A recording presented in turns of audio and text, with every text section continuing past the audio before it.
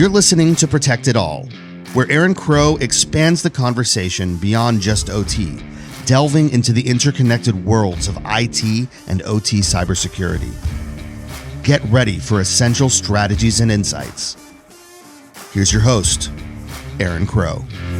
Awesome. Thank you for joining me today on the podcast. Jori, why don't you just introduce yourself, tell us who you are and about your background, as well as maybe even a little bit about that painting that's behind you. Sure. Aaron, thanks for having me. So my name's Jori VanAntwerp. I am the founder of a small company called Ember OT, longtime geek. I'm going to really show off this gray in my beard, actually. I started off actually building PCs at home, and then graduated to writing keygens and crackers and all of that fun stuff that we shouldn't have been doing, but I was doing anyways. Right. And that led to a fantastic career that evolved into IT. And, as I tell a lot of people, whether you're in systems network or you've done the whole gamut, all roads eventually lead to security. Because once you build a solution, you want to protect it. You want it to run right. People want to use it. It's just a natural evolution. So I started in cybersecurity, actually, almost 20 years ago at this point. And that evolved into a really neat career of running around, and eventually touched on something that you and I are heavily involved in, which is industrial. And I started being exposed to industrial through manufacturing plants and kind of the IT edge that touches industrial. And then eventually I was picked up by an industrial company. I'm sure nobody's heard of it. It's called Dragos. Mm-hmm. And I was sent out to a site to actually help with an on-site assessment. And that was at a large dam here in Arizona. And it completely blew my mind. It finished that paradigm shift between IT and OT and showed me just kind of what you're dealing with, why it's so important and why it's so different. And I have been absolutely immersed in it ever since. Yeah. It's amazing. It's like you see behind the Oz, you see the wizard behind the curtain, and it's eye opening. And it's exciting, the amount of things and the need and, the protection, as a self-proclaimed patriot, right? I want to protect our country. I want to protect my kids, our way of life. Beyond just this country, like in general, like stopping bad actors from doing things and making sure, people take for granted when they turn their light switch on that how the electricity gets to them, or when there's a natural disaster, they don't really understand why it's so complex. I know in Asheville, in North Carolina here recently, like, we've got all of these basic systems that are not working. I know there was a retail store in the area that couldn't sell anything for like 2 weeks because they didn't have any way to process payment. You couldn't go, ATMs didn't work. They couldn't go to the bank because the banks were all closed. They couldn't get cash. They couldn't accept PayPal. Like nothing worked. So they have this stuff and there's no way to transfer value other than the old school bartering or just giving it away because they didn't have basic processes.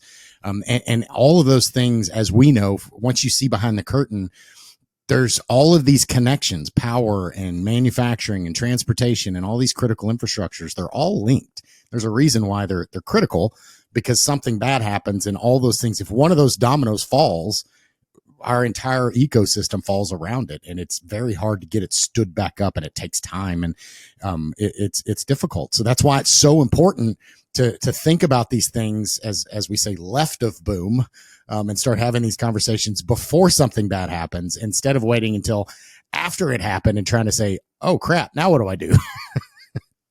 Absolutely. And that keys into a really interesting conversation that I've had quite a few times recently, which is around modernization in these environments.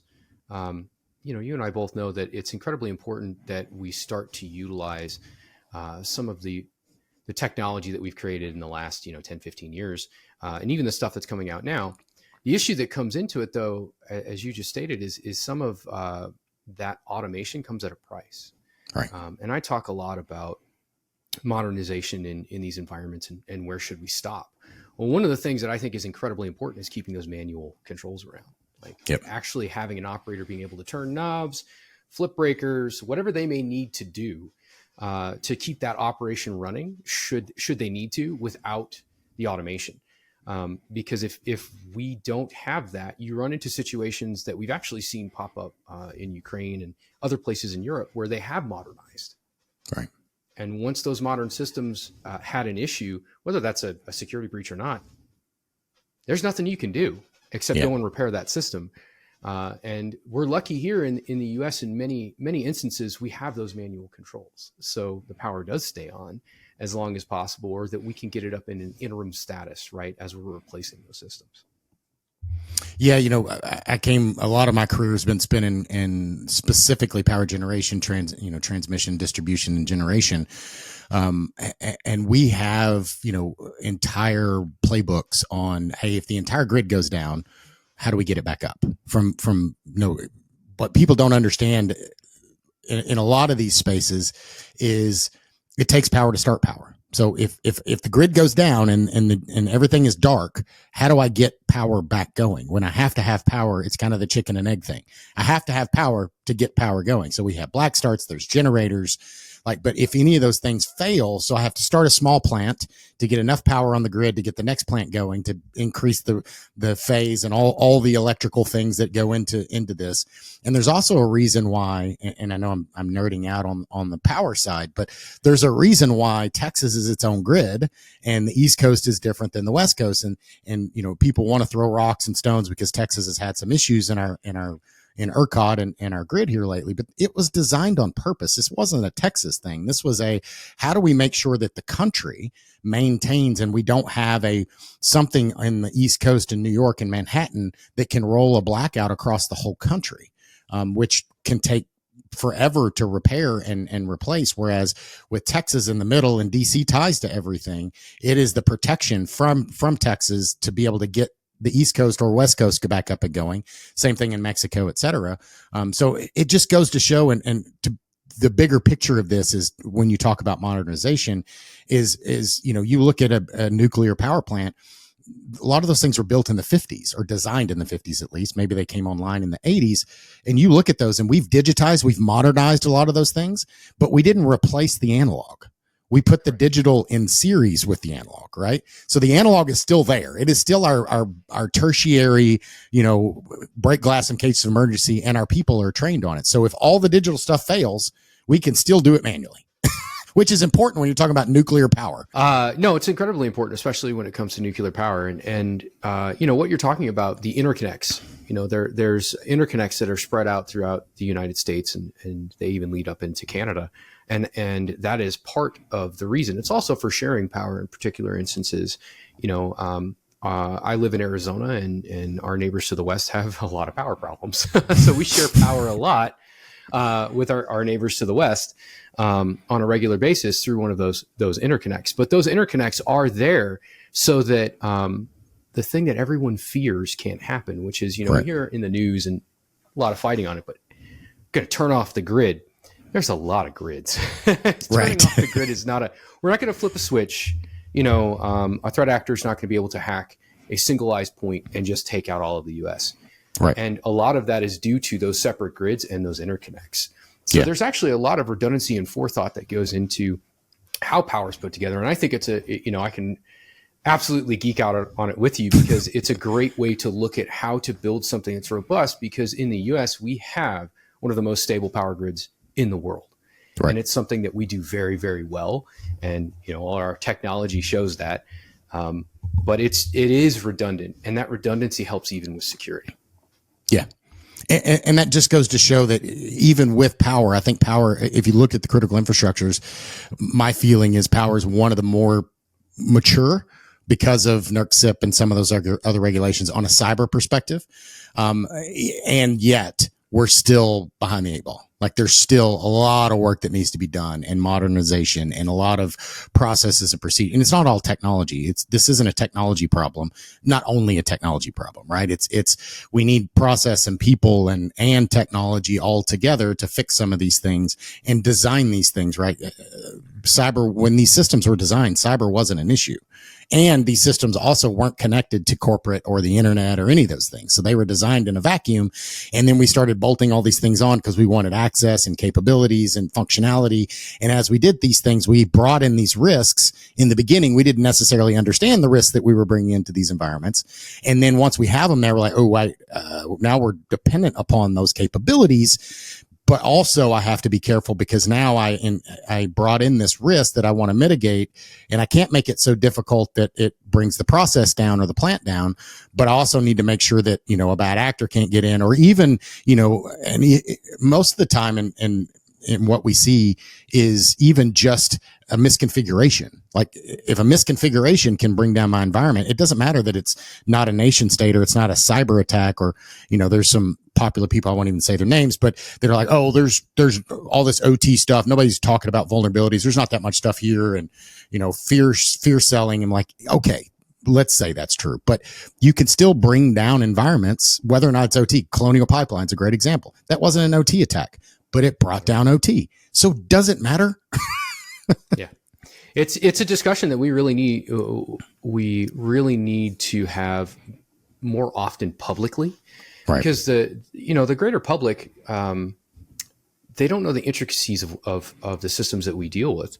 And you just brought up a fantastic point, which is, we went from having 36 guys, 12 trucks driving out to locations, checking on things, to actually bringing information back to a centralized area, which right. It allowed us to actually be more efficient, but we could also get metrics and telemetry, status, all these things from these environments that could help us do things better. But they weren't intended to be connected. And there's a fine line to walk with that as well, because as we're modernizing these environments, we introduce more vulnerabilities, different vulnerabilities. We introduce inefficiencies as well.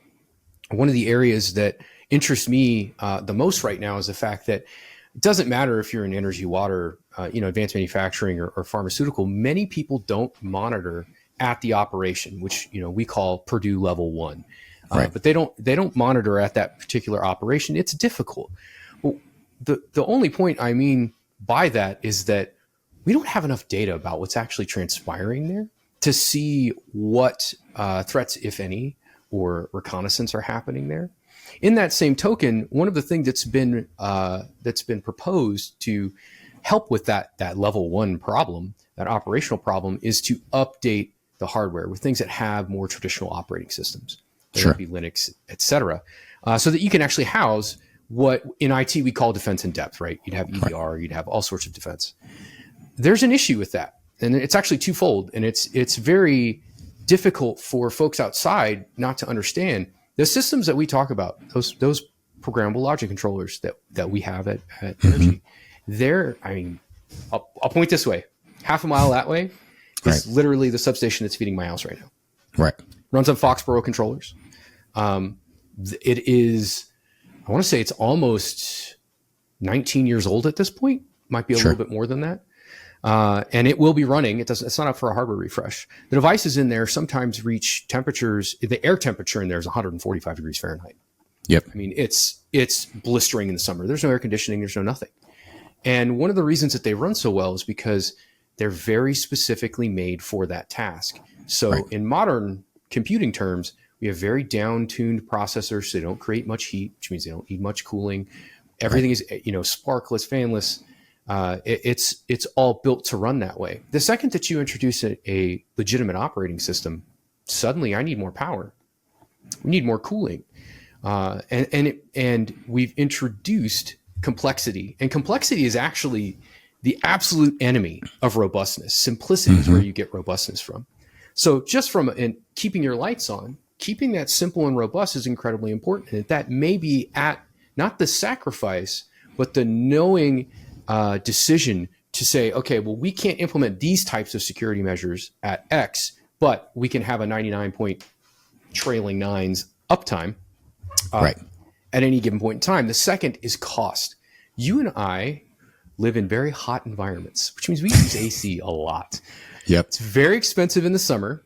Could you imagine if they decided they wanted to upgrade that particular substation to the latest and greatest outside cycle, how much your power bill would be? Because it's going to go to the subscribers. We're the ratepayers. So you want to upgrade that substation. Suddenly, my power bill is now thousands of dollars a month. Yep. And that's just not tenable for most people. So it's a difficult problem to solve when we start talking about how specialized those particular pieces are. Well, and it just goes to show, like, we have to, you can't take a single thing. And it's really, you look at cyber people and they're good at, they see vulnerabilities or they see whatever, but you have to really truly understand the overall system to understand what that risk is, right? So yes, and we see this all the time, right? Is hey, I've got a system running Windows XP, running in a critical environment. Well, that's really risky. You would never allow that in your IT world. Like if somebody tried to plug a Windows XP machine into your corporate network, in theory, hopefully you have an environment that's going to block it. It's going to kick it off. It's going to say, yeah, go away. You can't use that. Here, we'll give you a brand new laptop. Don't try to bring that XP machine back in, right? But in the OT world, that's the only system that can work. You can't upgrade it. You can't patch it because it's the only thing that works. And to replace it, it's not just replacing a computer, like with okay, I'll just buy $1,000 laptop. No, you can't do that. You got to replace the whole control system. And then you've got to bring in, air conditioning because it won't set all of those other factors that go into that. And by doing all of that, I reduced my uptime, my reliability decreased by mitigating this cyber concern.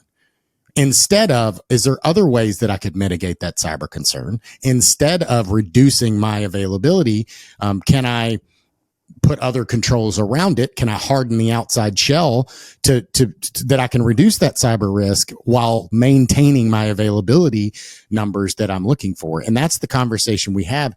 And it's the same conversation we have in IT. We just have different factors. And to me, that's the biggest difference that we have in industrial controls and OT. It's the same problem. We just have different factors. The equation, the variables in the equation are just a little different, right? And you have to make sure that you really understand it. You can't take a business equation and dump it into the OT world and expect it to work. You're going to get wrong answers. You put it into your calculator and you got 12, but it's really 5. Or 105, like whatever the thing is, it's just off. And unless you know the business, you won't know that because I did it over there. It should work over here, right? It's all technology. The T's the same. So it should be the same results. No. It's a fantastic point. It actually plays into cybersecurity in these spaces as a whole. When we talk about, like I said, Foxborough is the manufacturer of most of the controllers in this environment. Well, Foxborough could also be at an Amazon fulfillment center. Right. It could be baggage claim. It could be part of pharmaceutical process. How do I know that, right? And when I say I'm simulating an attacker, like how do I know what that does? Well, that's where reconnaissance comes in. And it's so incredibly important. And it goes back to my previous statement of what's going on at level 1. Are we actually seeing reconnaissance? And this gets into a question of physical versus digital security. And as you said, there's so many things that we can do to mitigate that. And one of the best things that you can do in an industrial environment is properly segment your networks, right? Sure. So actually create those logical separations where it's not air gap, but it's logically separated and very difficult to get to. But that also has in itself issues around, well, how do I know what's going on in that particular environment, right? If it is as sealed off as it can be. And that physical concern comes into, again, that substation down the street. If I want to walk down there with a pair of bolt cutters, I can get inside the fence. I can get inside the building. And if I don't take down any type of operation that's going on, I can run reconnaissance all day long. I may be even able to leave something behind for later. Now we're crossing that realm of what's a cyber attack and what's physical when they really should be considered, especially in OT, as being very similar or at least merged together in the threat itself down there at level 1. And these things go back to one point I really want to get into, which is asset inventories. Yep. And I'm going to be the first to tell you, I've been in the industry for a long time. I know you have too. It's something we've been talking about forever. And still have the problem. Answer to. Yes, we still have the problem. Yep. And what's interesting is, and I want to give operators massive credit here. I've heard this stated on so many other podcast publications, et cetera. Operators don't know what's in their environment. No. That's false. It's completely false. Operators do know what's in their environment. What's difficult for them is over the last 25 years, what's changed? Right. What's been updated? What's plugged in where? Have I had any, assets that have been replaced, possibly with a newer model, newer firmware, different set of problems that comes with that. And it's something that they struggle with. So when we say they need asset inventory, it's not because they don't know what's in their environment. It's because it's a very manual process, and it may be 20 years old, right? Now to date. Sure. And they're walking around and visually checking off, this item is here, but they don't know what's actually happening on that item. Asset inventory becomes a really big issue at that point. But before we delve into that, just going back to the physical, the physical necessity of security in these environments is incredible, because it does play into cyber attacks in these areas. Colonial Pipeline's a fantastic example. Like you said, it wasn't an OT attack, right? But it affected OT. And that was simply because of how that particular environment was set up and the policies that were in place in it. And in that particular instance, we're talking a jump box. So they lost visibility into that environment, which from an operational standpoint, and a lot of folks don't understand this, it wasn't shut down because they couldn't build. It was shut down because they couldn't see what was going on in the pipeline. Correct. They didn't want to pump thousands of gallons of oil in the middle of nowhere and not have an idea around it. So they shut it down. And frankly, it was the right thing to do. Yeah. It caused a lot of panic, but it was the right thing to do. I just don't think it was ever really explained very well. But that type of event goes back to what you and I were just speaking to around segmentation. If you're properly segmented and you have highly available or redundant systems to be able to monitor in that particular environment, or a way to manually go and check those environments, you're in a safer position. Correct.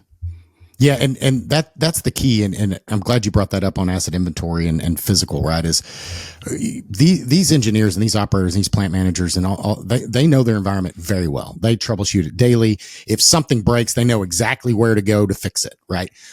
What they don't necessarily know is the cyber vulnerabilities, the firmware version, some of the things that we as cyber professionals are looking for. So when we say they don't have an accurate asset inventory, that's what we're talking about, right? It's more along those lines. Like, they know their system. They know how it works. They know how to troubleshoot it because they do it on a daily basis. They are constantly maintaining and keeping that system up and running, which is why it's running. So that's a very good point. I haven't hit on that, and it comes easily to me, obviously, because I see it and I know. But others probably think about that. Well, how could they not know what they have? And to your point, it's not that they don't know what they have; it's that they don't know it from that perspective, from the perspective that we are looking for, the knowledge that we want to export out to help them on the cyber risk side. They understand it from an asset availability and from a functionality of their system. They don't look at all of those components as individual pieces necessarily. They look at them, they categorize them more as an entire system. And it's a different language. And this is an area where you run into that IT-OT communication gap. And it's you may have areas where it's better, but for the majority of, plants that I've seen, you end up in a situation where OT is talking about a cabinet and the name of a controller. Right. And IT is going, this is 10.160.1.3. The operator doesn't know what that is. Right. And if if the naming scheme in that particular environment isn't documented, you can't tell them what it is. So asset inventory becomes incredibly important for bridging that gap as well, in being able to tell an OT professional what's going on. And it's not just cybersecurity. I think one of the things, and I'll follow my sword here, that we failed to do for the OT folks as cybersecurity professionals is to make it accessible and provide OT folks value. It's not that OT doesn't understand security or doesn't have security in mind. It's just that they're focused on resiliency, efficiency, and safety. Right. And we think of those things as one and the same, right? As cybersecurity, but we're gathering information in these environments that could be used to help them, whether that's preventative maintenance or just frankly, letting them know if something's a little off in their particular environment. These guys aren't normally looking at traffic patterns, for example, right? Like someone would be in a SOC. As you just said, they're not trained in that way. But if we could let them know that something's off with a PLC or an HMI and give them the location. This is substation X, cabinet B, device A. That's something that I think is really powerful and really helpful. And we need to start thinking about how to help those operators, because remember, they're in their day to day. The SOC analysts are involved. We have security folks that are involved, but that tends to be at larger organizations. What about the co-ops? Sure. What about the munis? What about, your water treatment plants where there's 12 people in the entire organization? Right. There's one person that's doing all of IT. Your operators are actually out there controlling. You need to involve them, but do so in a way that's additive to their job, their daily routine. And that, you hit on something so key. And I go back to when I started in rolling out what I call OT or cybersecurity in the industrial space, and specifically around power plants. Like, I came in and it was because of NERC-CIP, and we were doing compliance activities and we were doing segmentation and a lot of the stuff that I was doing, but I didn't have any budget.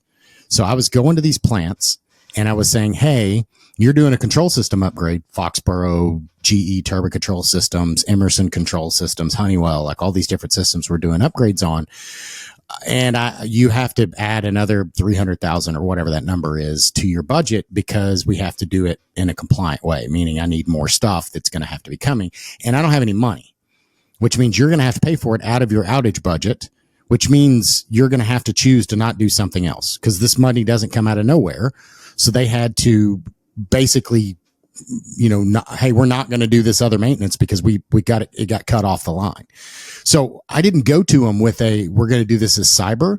The way that I won friends and influence people is, we talked about it's amazing how all these cybersecurity tools that Splunk and all the data that you can get out and all these different types of tools, if done correctly, you can also get a lot of things that are valuable to the asset owner, valuable to the operator, uptime and knowing when systems are down or rebooted, or, you've got a power supply that's not functioning and it's beeping at you. One of the first plants we deployed this entire architecture to, they had redundancy. All their switches, their entire network was redundant. Every device had dual NICs and whole 9 yards, completely redundant, power, everything, like a really great designed system. We plug in the system, and one of the switches in this cabinet in this back room was complaining. Nobody knew it because nobody happened to open the cabinet and see the blinking light, and it was not working. So it was a redundant system. So it didn't fail, but they didn't have redundancy at this place because one of the switches was off. And when we pulled it up, we started getting all these alerts, and we walk over to the cabinet, and one of the power supplies wasn't working because it was overheating. We went in there and looked, and there was a zip tie stuck in the fan. Oh. So we pulled the zip tie out, and the fan started spinning, and the switch came up and booted and started working again. So as simple as a problem, it took us 15 minutes to find the problem, but nobody knew to look. That thing had probably been complaining about that for who the hell knows how a zip tie got stuck in the fan. It probably fell when they were doing something else and nobody noticed it. But it's just a great example of, instead of just focusing on fear selling around, cyber and all these things, make sure that we're considering the value to the overall environment in the organization, not just the risk, not just the fear, not just the China's attacking us or the grid's going to go down, but also what value can we bring to make their jobs easier?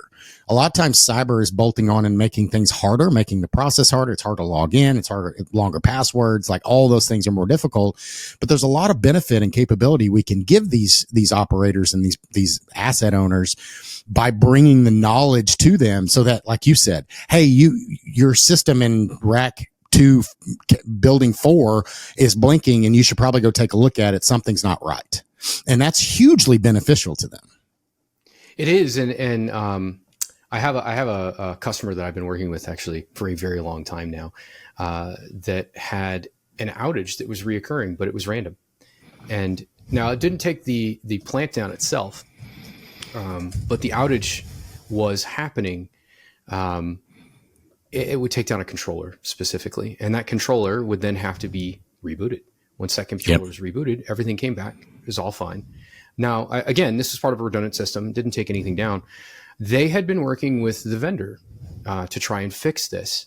And every time they worked with the vendor would come in, they'd look at the configuration, they'd look at log files, they couldn't find what they needed, and they would ask for one thing, a packet capture. Right. Most of these environments don't have a way to do packet captures. Correct. So the way that we really helped that particular customer was say, hey, well, let's turn on a packet capture, and let's make sure that you have a rolling packet capture at all times. Sure. So that you, if you have an incident at any point, can go back and say, hey, that happened at 9:10 this morning. I have a packet capture from 9 until 10:30 a.m. I'm going to go ahead and grab that and send it to the vendor and tell them the timestamp on when this particular outage happened. Sure. And the next time that it happened, they were able to submit that packet capture. They were able to identify what the actual problem was, which was it was a bad control set, actually, or bad command that was being sent to that particular PLC, and the vendor was able to fix it. They haven't had an outage since. Right. And that's one of those things where packet captures are incredibly important to us. From a cyber perspective, I want to be able to go back historically and look for issues or hunt with new detections, right? Sure. Or new IOCs, IOAs, et cetera. But just for an operator, from a maintenance perspective, if the vendor needs a packet capture, you've got it. Yep. Well, and it goes packet captures and logs from Windows systems. I have a similar story where same thing. Power plant. We noticed that the system kept getting rebooted and we didn't know why. And so we basically sat a person at that spot, and it was always like Saturday morning at 2 a.m. And we didn't see anything going on. There was nothing in the logs. Like, we didn't understand what was going on. And we came in, and I had a person basically sitting in the control room right next to this computer. And around 2 a.m., operator came in and he yelled some explicits at some point during this time of the day. And he rebooted the machine. And my guy was sitting there watching him. He's like, hey, why'd you do that? He goes, why'd I do what? He goes, you just rebooted your machine? I'm like, yeah, freaking happens every time when I'm in this certain process and I do this certain thing. I have to reboot it. When it comes back up, it'll work. But for whatever reason, the first time it's like timing out. Well, it had a memory leak in the process. And by Saturday it came around, and when they tried to kick it off, it just froze.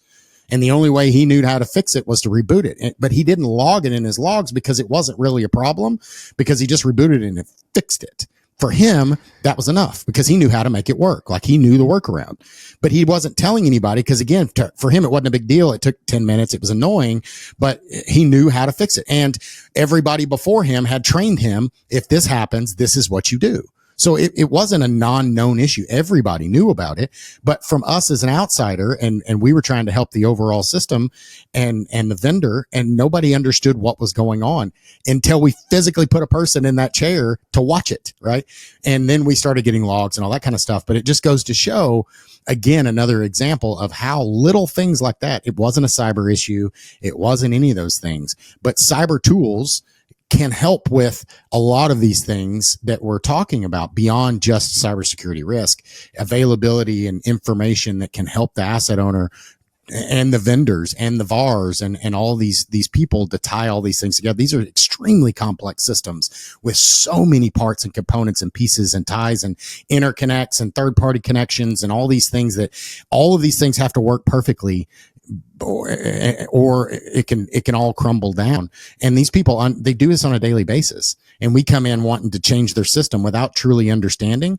And that's where my push for vendors, for cyber people, internal, for business, the C-suite folks, to make sure you truly understand the process before you start dictating changes be done in these environments, because sometimes what you're trying to do to help can actually be a problem and actually cause problems and impact your environment and actually cost you money directly beyond just a bill, but also lost revenue and safety and availability and so many things that can impact. And you don't realize it. Obviously you wouldn't do it intentionally, but some of the reasons, sometimes that's what the only thing that stands between that is an operator that's willing to stand up against the CEO and say, no, we're not doing that. And I've seen that so many times.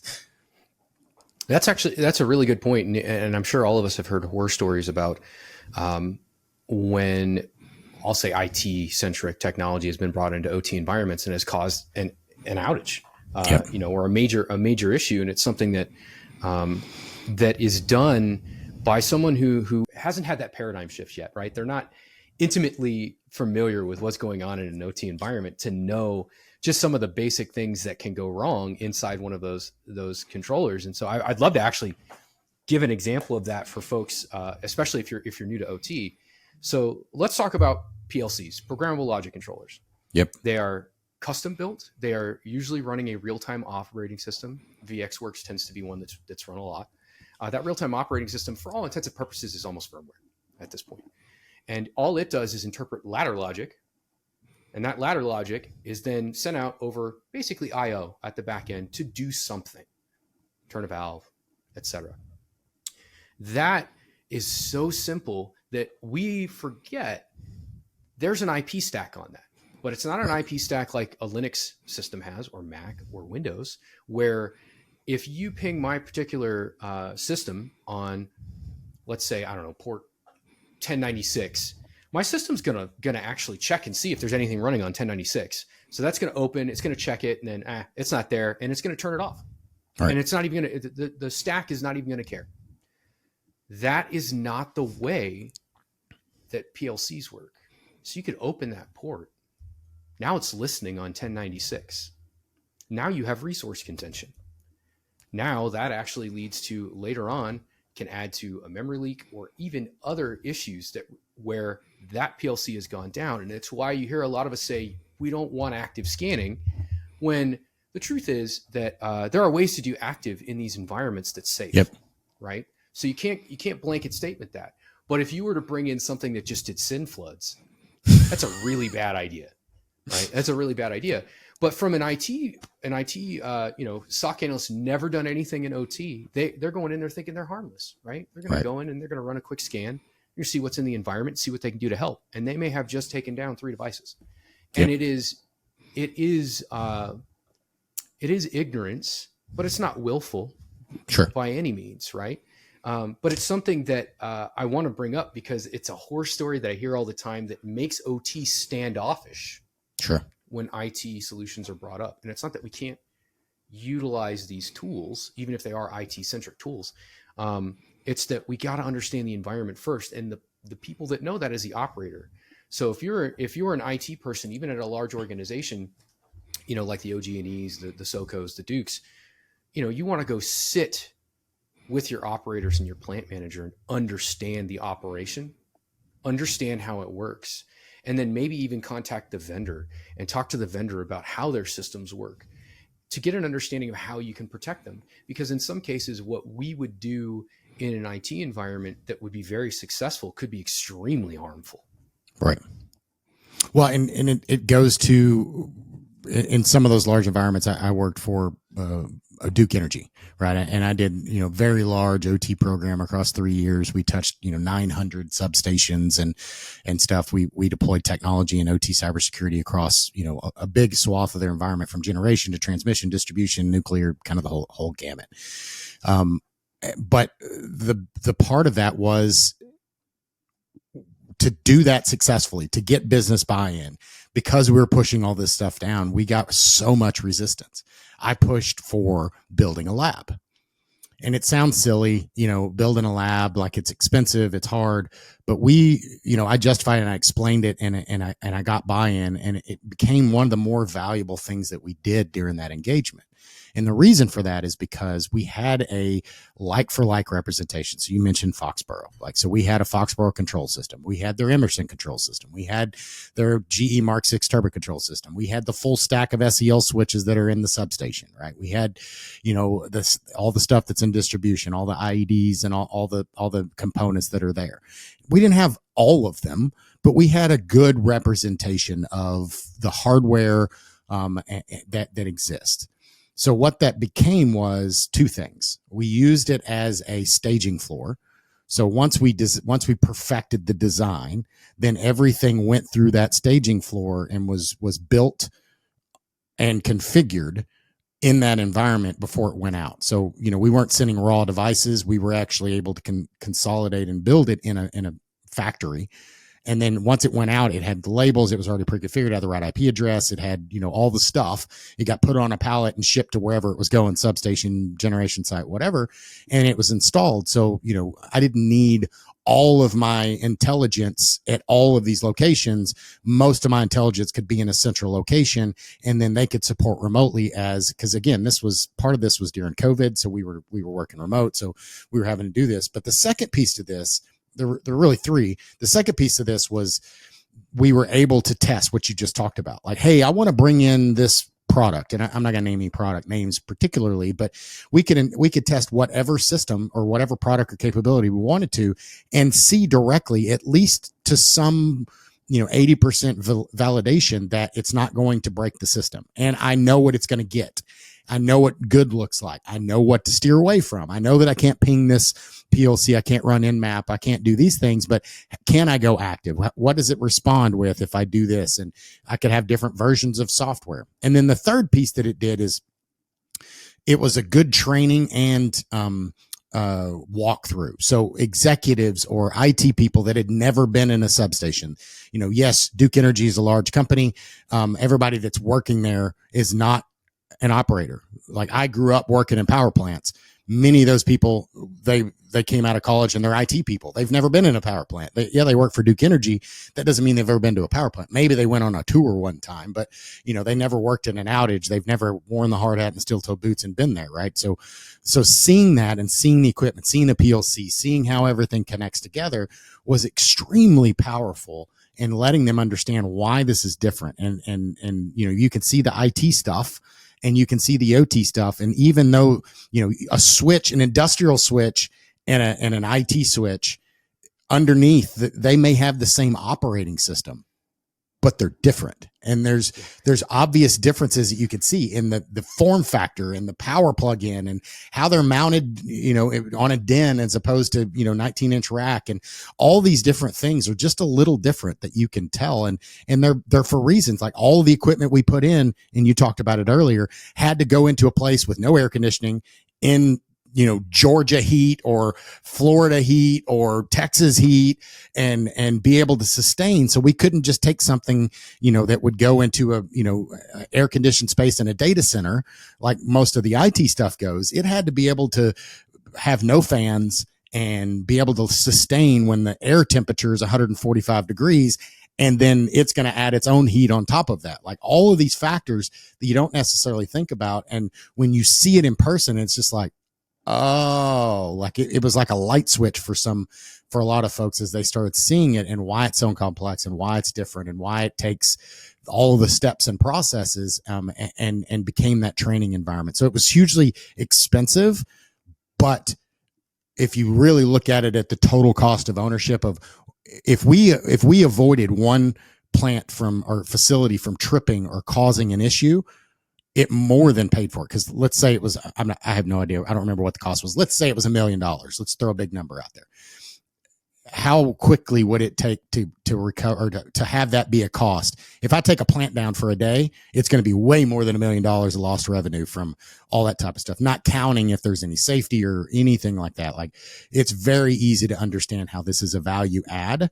And there's a lot of ways that you can do this without building a physical $1 million lab. Now there's, with technology today, cloud ranges and all sorts of things like that, but still it's a different value statement, to help people understand that environment that's different. I completely agree. And actually, I'm going to give some call outs here, shout outs. And I know I'm going to miss some folks, so I apologize if I miss you. But, I'll talk about some of the bigger folks that we see. Duke, OG&E, and SoCo Sure. are all doing similar things, and they share that information. Yep. And I think sometimes that's forgotten. They share those information with organizations and groups and associations, but they're also very happy to share it with other energy providers. Yep. And it's something that I see much more in energy than I do in some of the other verticals. I'm sure that things like that go on in oil and gas, and I'm sure that things that like that go on in manufacturing, pharma, et cetera. But energy is becoming very good about it. And there's some unsung heroes in there, which First Energy is one of them. First Energy does a very similar thing, and they bring people in to that lab, and they teach them what they do. Right. It's amazing, and they will openly invite you in and share that with you. And the Yep. same can be said for Salt River Project here in Arizona. Very big on not only having that lab, understanding what's going on in that operational environment, but sharing that information so that folks that, that co-op that's got 12 people can Right. actually come in and see how they might be able to stair step their way into being more resilient and protect the environment as well.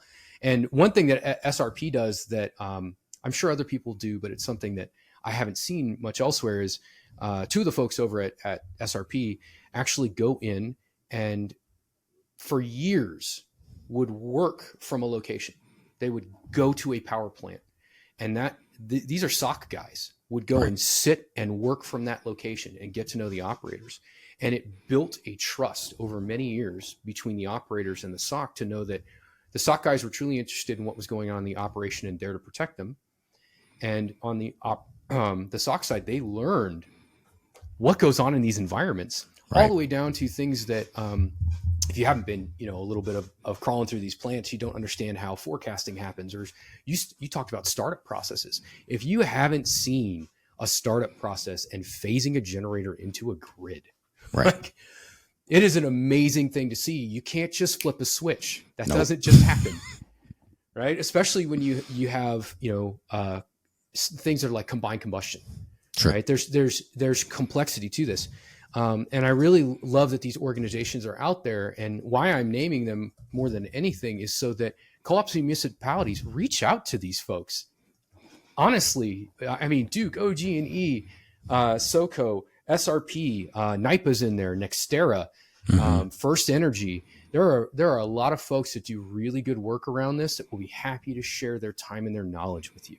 Absolutely. In your industry. Excel, Exelon, all the big players are there, happy to reach out to me. I built the lab for Duke and know the folks that run it.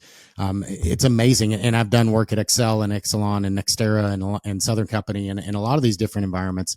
My hands have been in a lot of those places. And I'm not saying that to toot my horn. I'm saying I'm impressed with the work that they're doing in these spaces. And it's really awesome to see. And, when you look at the 17 critical infrastructures, I do believe that, and I think I said this earlier, but that, power generation or at least the power grid environment, utility industry is probably the most advanced, but still needs a lot of help. Right. And we all, it's the thing with cyber and all of this is it's never done. It's like, you go to the gym, you don't go to the gym once and say, okay, I did that. Now I'm done. I don't have to do that anymore. It's like you constantly have to maintain that. And then, you get older and you have a knee injury and you get, all this different stuff thrown at you. It's going to be constant. Or, like we talk about shooting all the time. I can't go to the range one time, whether it's guns or golf or tennis or whatever your sport is. You have to maintain that. There's one reason why I don't play golf. It's because I don't want to spend the time that it's going to take to be decent at it consistently. I'd much rather go do that, throwing lead down range, because to me, that's just more fun. But, I used to play golf, but now I'd just rather go shoot. All these things are, I always say martial. It's a martial skill. It doesn't matter if it's baseball. It doesn't matter if you're using your brain and you're doing penetration testing. It's a martial skill. And if you don't flex it and dust it off, I mean, I talk about being technical, but I've been on the business side for a long time now. So I go back and I try to dust off those skills when I can, because it not only does that skill atrophy, new things come out, new ways of doing things come out, a different approach to working out, a different approach to your stance, a different approach to your golf swing.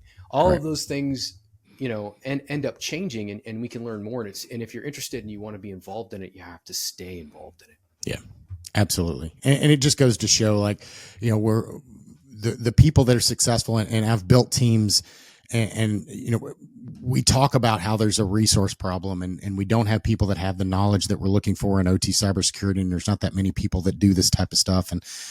But I built a successful team of people that had zero experience in OT. They'd never been to a power plant before.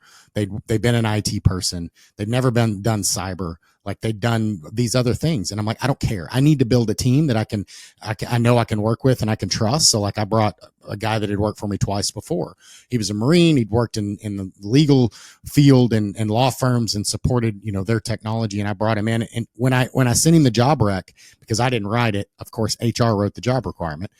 He's like, I I'm not applicable. Like there's so many things on this list that I don't check the box on. I'm like, dude, I'm the one that's hiring this thing. I know you would be a good fit. Just freaking fill the thing out.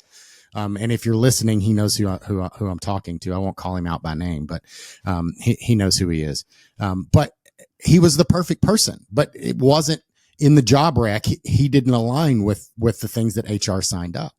I've said for 100 years, like it's more important that the people are somebody that is a go-getter, that can, deal with ambiguity, that can, work well under pressure, that is a team player. Like those skills are things that are harder to teach, in my opinion. And if I have somebody that I know I can work with, I'll teach you the technology. We'll send you to training. We'll put you at the plant. Like we'll figure those things out. Those things are easier to teach than it is the other. Right. If I can build a team of people that I know will work well and that will ask questions and have a questioning attitude and, will approach problems and, be inquisitive, and driven, I can conquer the world with that. Right. It doesn't matter. On the flip side, sometimes you get the smart guy that's super smart and thinks they're smarter than everybody else, but nobody wants to work with them. It's like, I don't need that guy. I'd rather have somebody that's not nearly as capable as that person because nobody wants to work with that person. Like, yes, you're smart. Congratulations. Nobody likes you. Yep. And I can say that firsthand because I've been that guy in my past. I think we all have, right? You got to be like the smartest guy in the room. And honestly, at this, you've hit the nail on the head. At this point in life, it's about staying humble, but staying ambitious and being the dumbest guy in the room. I would rather be surrounded by people that know much more than me so that I can learn from them than, being that all-knowing person in the room. And I think you're absolutely right about OT in general. It's something that we can teach, especially if you've already been in technology. Yes, it's a paradigm shift. If you're humble enough, you're ambitious enough, it's not a hard paradigm shift. This is not a black box. It's not magic, right? No. It's just a different way of thinking. Our consequences are different and tend to be physical. Right. And as long as you're open to looking at a problem from a different perspective, because ultimately the problems are the same.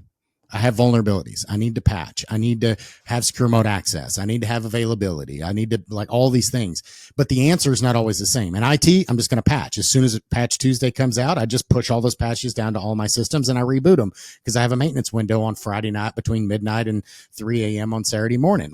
That's just my window.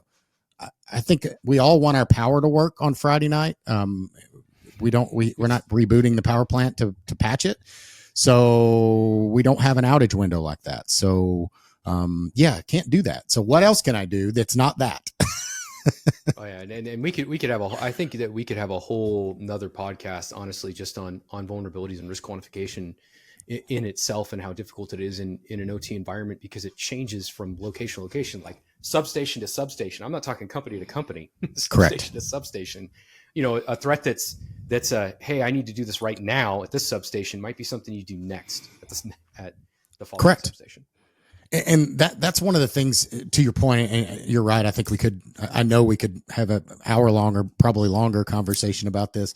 But one of the things I always preached as I was pushing this out is patching and vulnerabilities. And I've talked about it at DEF CON on the stage, and I've talked about it at multiple conferences and in person and to executives is you may not patch this thing until an outage. In some place like nuclear power plant we talked about, those are 18-month refueling outages. It's the only time you take the plant down is when I'm refueling it. So the only time I'm going to do maintenance on that thing is every 18 months. So if there's something, if I just, had a refueling outage last month, it's another 17 months before I'm getting back in there to make a change. Unless there's something critical, right? Yeah, absolutely. And you get into this thing too, where I think all of us in IT are trying to let's eliminate that vulnerability, right? I want to eliminate this exposure. I want it done. But the fact is that in many of these environments, it's about mitigation. How do I mitigate that risk to a point where it's an acceptable risk at this point? Because I don't have a way to eliminate it, or I can't eliminate it for 18 months, et cetera. Yeah. Well, and some prime examples of that are, you walk into a control room, there's no passwords. Machines are wide open. And why is that? Like, well, that sounds dangerous. Why would you do that? That's risky. Yeah, it is. And what is more risky?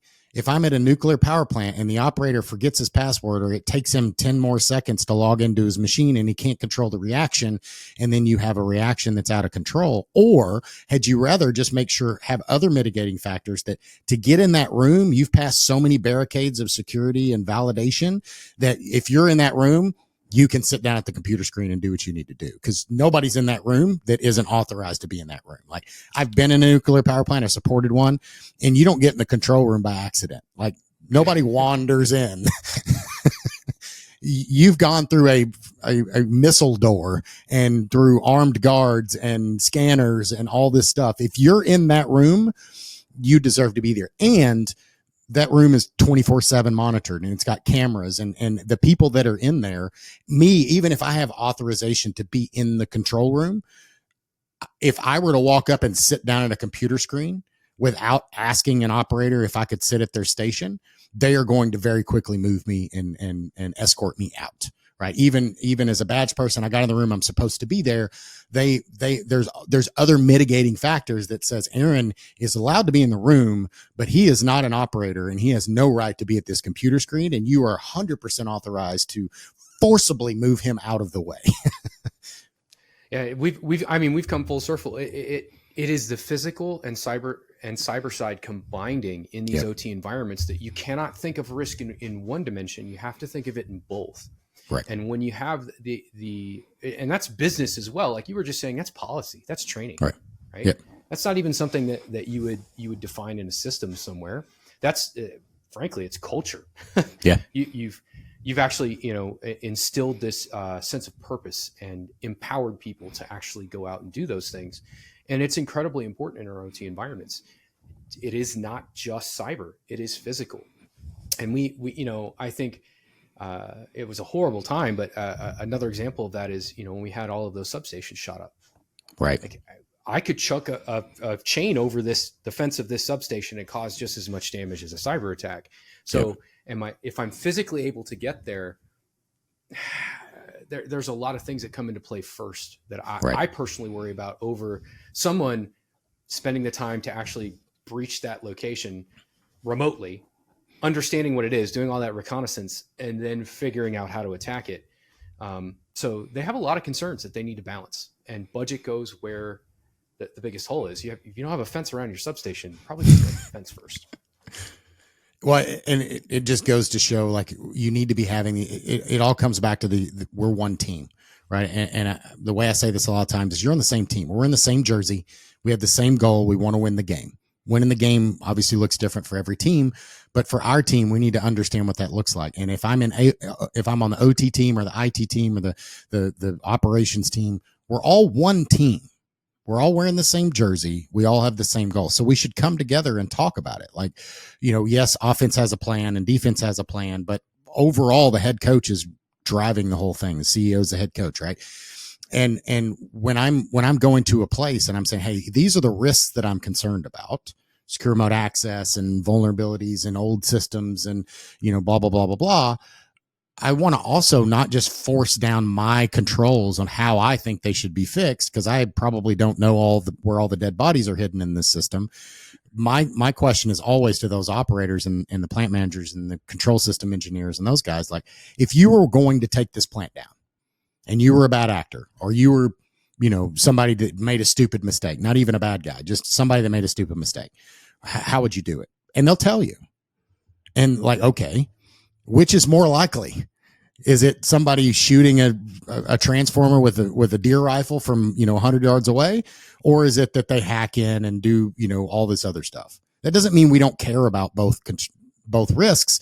Which one is more likely? Because that's what it really comes down to. If I'm going to spend $1 or an hour of time, where is it most valuable for me to focus that time? Is it more likely that a bad actor is going to hack in remotely and go through all these things, or a bad actor is going to get into the control room at a nuclear power plant and sit down at this computer and do something at the keyboard? That's really unlikely. Like, if they've gotten that far, you're having a bad day, because they've taken out physical security stuff and they've they've been shot at, and like they've gone way far into your environment. Like there's all sorts of other things that are going on beyond just somebody accidentally being in this room sitting at this computer. So it's really around approaching the problem differently and making sure you have the right people, that you can ask the right questions, be willing to say, yes, I understand that your risk is a risk, but it's not as important as my risk, so it's not going to get done maybe ever. And come back to the table with another way that we can solve this, because we're not going to patch this thing, or we're not going to lock the machines, or whatever the thing is that you're trying to push through. Absolutely. And I had a professor actually tell me this a long time ago, and it's something I actually speak with cyber professionals about all the time, which is whether you're headed into a discussion or debate, you should never start a discussion or a debate unless you're willing to change your mind. Right. And that's the truth. So always enter that conversation with the door open so that you can understand where they're coming from and reach a middle point. If you can't change your mind, you're never going to meet anybody halfway. Frankly, you're never even going to convince them of, meeting you halfway. Right. Yeah. Ego is the enemy. 100%.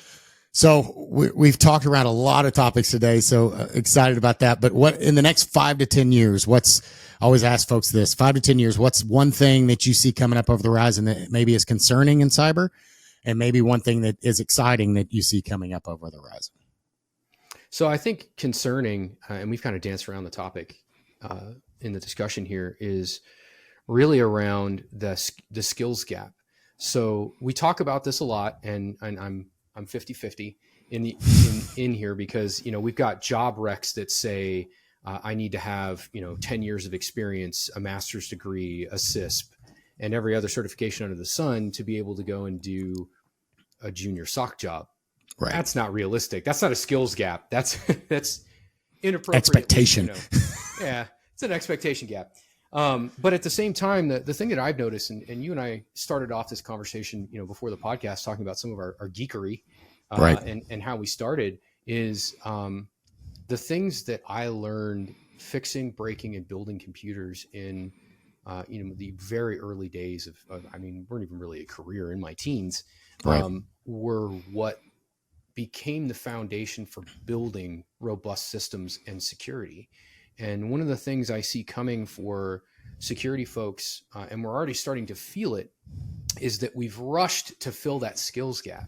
And the way that we've rushed to fill that skills gap is a lot with tools and educational processes that do not go for the basics. So they don't start someone at level 0 or level 1 and talk about how a system works and why it works and why that's important, so that you understand how to protect it. They start at level 5. And that's where we get into situations where we're now creating a different skill gap, where someone will come in with a fantastic understanding of security theory, security methodology, and compliance, but have no understanding how the business, or frankly, the system itself, just the computer, works. And I see that coming to bite us, in the future. And it's something that I'm trying to get ahead of by helping really push for some of those more fundamental things. We've made things more approachable, like coding, right? You have Scratch, you have Blockly, you have things that you can do that you can teach your kids to code, but are you teaching them to code, or are you teaching them to use colored blocks? And it's something we need to kind of get around. And I think there's ways for us to do that. And on the other side of this is frankly just the jumps in technology. I'm sure you hear this a lot on this podcast. AI is always very interesting to me. Yep. But even more so around cybersecurity is what AI is doing for hardware. Right. So we're seeing machines that are small, affordable, and dedicated to doing these amazing computational models, which is more important to me than AI, because those computational models are things that we can use to defend environments. Sure. And they're doing it on a budget. And the things that you can do in some of these environments, just running a graphics card, for example, blows things that we were doing at a speed that's incredible. Blows things that we were doing just 2 years ago out of the water. Yeah. And I see that exponentially growing. Now, of course, that's a double-edged sword. So as our hardware gets better, right, the threat actors' hardware get better. But I think it's going to open up a different realm of how we look at things, because no matter if we talk about AI, machine learning, et cetera, it all comes down to static and dynamic or algorithmic detection. It's what we do. And until we can get really good about building models and understanding how people interact with the environment, it's going to be harder and harder for us to detect the unknown. Right. So I see a lot of really interesting things coming with that. Yeah. And that, for me, that's exciting because I've preached for a long time. It's really hard to protect these environments at that level, to know what good, to know what bad, or to search for bad until I really truly understand what good looks like. And that's one of the things that's a translation problem, where in IT, we know it really well because we know what RDP looks like, and we know what, a secure, HTTPS looks like. And we have so many examples of that data that I can know what good looks like, and I can search for those bad things, right? So blacklists, I can do all those things, and I know what bad packets look like. I know what bad, program behavior looks like, and memory and all that kind of stuff, and processor, and something's out of whack. In an OT environment, we're so far behind, nobody's done that. And it's not like, to your point you said earlier, site A and site B in the same company that maybe were designed the same thing 20 years ago, they're not the same anymore. So I can't even compare site A and site B because there's so many different components. They're so vastly different. AI can really, I believe that's one of the things I'm most excited about with this, is using AI for things like that, to really truly understand and map out what good looks like. So once I truly understand what normal and good looks like, which is going to take a while with existing systems, but maybe AI can fast track that, then I can really start enhancing okay, now that I know what good looks like, anything outside of these thresholds and parameters, those are things we need, not necessarily bad, but they're things that we need to look for. They're the needle in the haystack, or the needle in the stack of needles is more accurate, that we can actually start focusing on and really expedite our detection and monitoring in these OT spaces. And you talked about that level 1 stuff. That's where the real meat and potatoes is going to come down to. When we can get to that level and truly understand, again, this is what good looks like at this substation. Anything outside of this, we need to pay attention to. Not assuming that it's bad, but I'm just going to assume that it's not normal, and I need to look at it. As opposed to right now, if I send all that data, which is what happens, I send all that data to my SOC analysts, they're going to be like, I don't know, is it supposed to do that? Is that good? Is it bad? I don't know what you're showing me here. Like, it's just, I'm not sure what to do with my hands. It's where active blocking, for example, and anomaly detection fall flat on their face, because in an environment where we're baselining, right? I'm going to baseline this environment. I'm going to understand what's going on. Hopefully you never, ever see a safety system fire. Right. What happens when that safety system fires? Are you going to block that because it's an anomalous activity? Right. And this is where, as you said, as we get technologically more advanced and we get into AI and building models and understanding every possible command that safety system can send, correct, we get into actually knowing what good is. Exactly. That's exciting. Well, cool, man. Hey, so it's your call to action. Like, how do people get a hold of you? What do you want people to know about you, your company, all that kind of good stuff? Where are you going to be at? Those fun things. So the next event that I'm planning to attend, of course, is S4. Hopefully I'll see you there. Yep. As far as where to get a hold of me, emberot.com is the easiest way to go and grab, some information about what I do and what my company does, and also seek any contact that you'd like is there. And EmberOT, just as a quick overview, is a cybersecurity company that's focused on OT, and it encompasses a lot of the things that we've actually been discussing, where it is a sensor that can actually deploy all the way down to level 1. And it provides information not only around cyber, but around OT detections as well. So we do that asset inventory. We understand how devices are talking to each other, and we do detections in those particular environments. We do this passively, and we do it at a form factor that allows us to be installed directly on switches or existing hardware to make things a little bit more easy and flexible for operators to actually get into the environment and begin getting insights and actionable data off of. Yeah, that's exciting. And that's one of the problems that we have in these spaces is we need all these tools and capabilities. Then I got to pull another a box, and I got to make sure it fits in, all the power and all the things that are the problem, and the expense and support and all that type of stuff. If I can deploy stuff on existing equipment, that makes it so much easier to deploy and speed and all that type of stuff. And I start getting value really quickly from that. So that's exciting. I say this a lot, and I really, really mean it. We need to meet operators where they are today, because some of their environments are 25 years old, maybe even older. Maybe we need older. to meet them where they are today and help them show us where we both need to go in the future. Correct. It's a joint exercise, and that's what Absolutely. the Ember OT's aim is to actually start helping them today, and then for us to journey forward in the future. Awesome. We'll definitely put all that in the show notes, folks. If you want more information, reach out to Jori. If you have an OT environment and you're looking for that level of capability, reach out. Obviously that there's opportunity for us to dive further into that at another time. But just reach out and they'll have more than enough information on your environment and all that kind of stuff. So thank you for your time today, Jori. I appreciate the time and digging into these fun topics that we love geeking out on. And hopefully the audience enjoyed a little bit of that. Until next time, have a good day. Thanks for joining us on Protect It All, where we explore the crossroads of IT and OT cybersecurity. Remember to subscribe wherever you get your podcasts to stay ahead in this ever-evolving field. Until next time.